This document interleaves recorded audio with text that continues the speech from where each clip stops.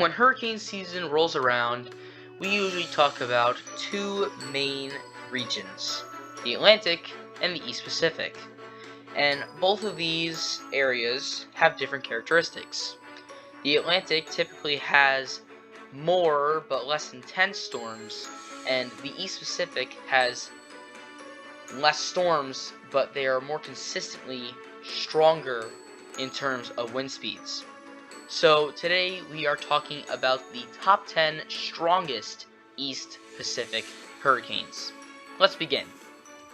Starting off with number 10, we have Hurricane Guillermo, which formed on July 30th of 1997 and dissipated on August 24th of 1997. It had a top wind speed of 160 miles per hour, a lowest pressure of 919 millibars, caused 3 deaths and no damage. Next up is Hurricane Gilma, which formed on July 21st of 1994, dissipated on August 2nd of 1994, had a top wind speed of 160 miles per hour, a lowest pressure of 920 millibars, caused no deaths and minimal damage. Number 8, we have Hurricane Emilia, which formed July 16th of 1994 and dissipated July 27th of 1994.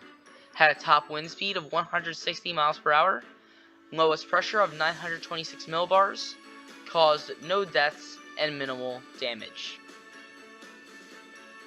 Number 7 is Hurricane Ava, which formed June 2nd of 1973 and dissipated June 12th of 1973.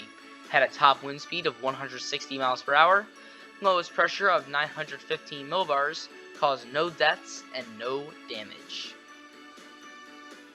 Number 6 is Hurricane Kenna, which formed on October 22nd of 2002 and dissipated October 26th of 2002. Had a top wind speed of 165 miles per hour, lowest pressure of 913 millibars, caused 4 deaths, and caused $101 million in damages in 2002 US dollars. Number 5 on the list is Hurricane John, which formed August 11th of 1994 and dissipated September 13th of 1994. It had a top wind speed of 175 miles per hour, a lowest pressure of 929 millibars, caused no deaths, and caused $15 million in damages in 1994 US dollars. Number 4 on the list is Hurricane Patsy, which formed September 6th of 1959, dissipated September 10th of 1959, had a top wind speed of 175 miles per hour, a lowest pressure of 930 millibars, and deaths and damages were not able to be found as this storm is pretty old, a very long time ago. Number 3 on the list is Hurricane Rick, which formed October 15th of 2009 and dissipated October 21st of 2009. It had a top wind speed of 180 miles per hour, lowest pressure of 906 millibars, caused 4 deaths, and caused $14.6 million in 2009 US dollars in damages. Number 2 on the list is Hurricane Linda, which formed September 9th of 1997 and dissipated September 21st of 1997.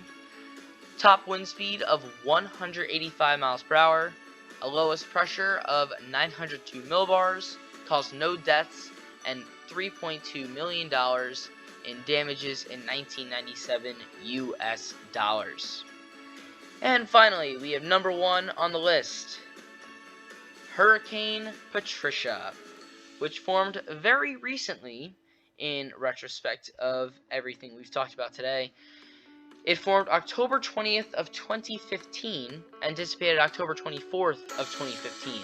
It had a top wind speed of 215 miles per hour, had a lowest pressure of 872 millibars, which is the second lowest pressure ever, caused 13 deaths and $462.9 million in damages in 2015 US dollars.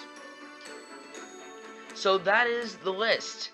There are plenty of very strong storms that form in the East Pacific, and the fact that number one on the list is 215 miles per hour shows the characteristics of the East Pacific do end up producing many strong storms.